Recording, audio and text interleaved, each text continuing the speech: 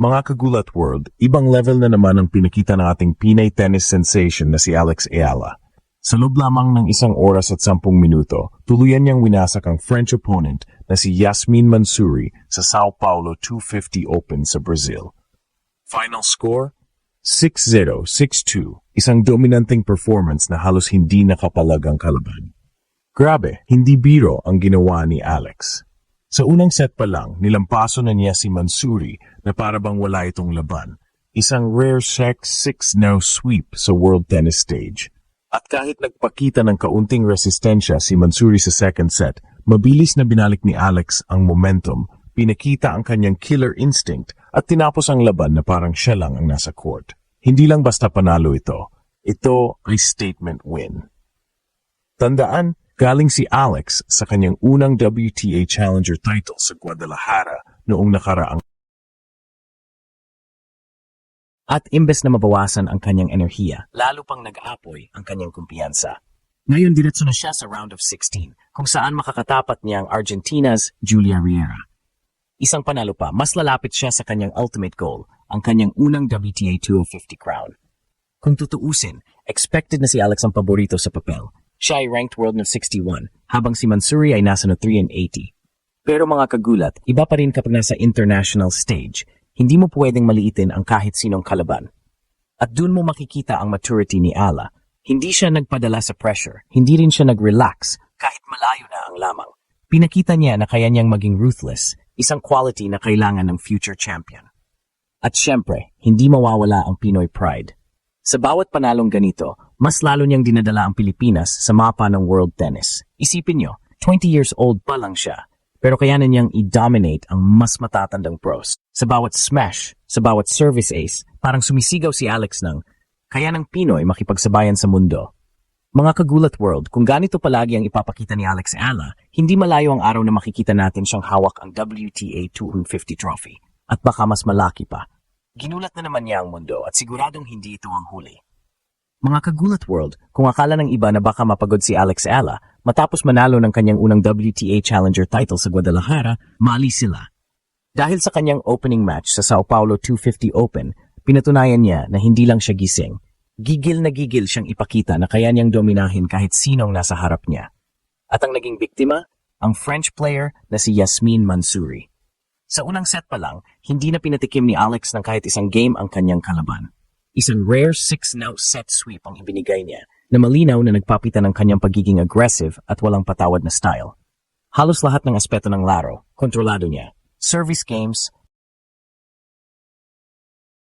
baseline rallies at net attacks. Sa loob ng court, parang wala siyang iniwan na butas para makasandal si Mansouri. Pagdating ng second set, doon lang medyo nakaporma ang French opponent. Nakakuha siya ng 2 games, pero halatang nahihirapan siyang sabayan ng bilis at consistency ni Alex. Umabot pa sa 1-3 ang score, pero hindi nagpadaig si Ila. Sa halip, nagresponde siya ng love game para agad tapyasin ang momentum ng kalaban. At mula roon, bumalik ang control kay Alex. Isa sa pinaka-crucial moments ay sa Game 6 ng second set. Halos 3 beses silang nag-deuce at dito sumubok si Mansouri na bawiin ang kumpiyansa. Pero sa bawat rally, si Alex ang may sagot. Matatalim na ground strokes, mabilis na footwork, at kontroladong service returns. Kahit nakapuntos si Mansouri, hindi niya nagawang makabuo ng run. Pagdating ng 5-2 advantage, alam ng lahat na tapos na ang laban. At tulad ng unang set, hindi na pinahaba ni Alex ang kwento. Isang matinding break of serve ang kanyang ginawa para tuldukan ang laban, 6-2. Isang straight sets win na nagpakita ng kanyang dominance mula umpisa hanggang dulo. Hindi lang basta panalo ito, mga kagulat world. Ito ay pahayag sa buong WTA circuit na hindi fluke ang Guadalajara title ni Alex. Kung kaya niyang lampasuhin ang mas mababang ranked players ng ganito kadominante, ibig sabihin handa siyang lumaban sa mas malalaking pangalan sa susunod na rounds. At tandaan, si Ala ay seeded number 3 sa Sao Paulo Open. Ibig sabihin, malaki ang expectations ng organizers at fans na abutin niya ang malalaking stages ng torneo. Ang kanyang susunod na kalaban ay si Julia Riera ng Argentina, isang mas mataas na ranked player kaysa kay Mansouri, pero isang hamon na bagay para kay Alex. Kung mapapanalo niya ito, lalo pang titibay ang kanyang kampanya para sa unang WTA 250 crown ng kanyang career. Mga kagulat world, hindi biro ang pinapakita ng ating Pinay tennis star. At kung tutuloy-tuloy ang ganitong klase ng performance, siguradong mas marami pang headline ang mababasa natin na nagsasabing ginulat na naman ni Alex Ala ang buong mundo.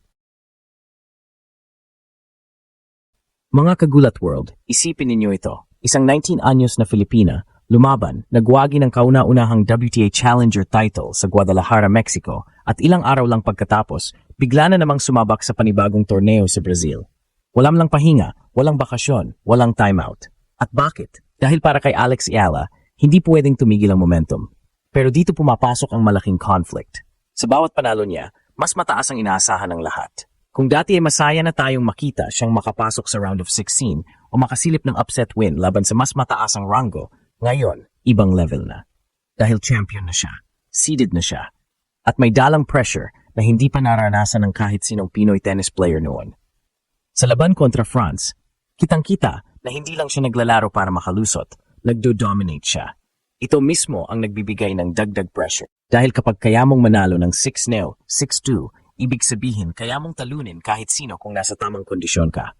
Kaya ngayong papasok na siya sa round of 16 kontra Julia Riera ng Argentina, ibang usapan na ito. Si Riera ay top 120 player, mas mataas sa world rankings kaysa kay Alex. At kung titingnan, hindi basta-bastang kalaban.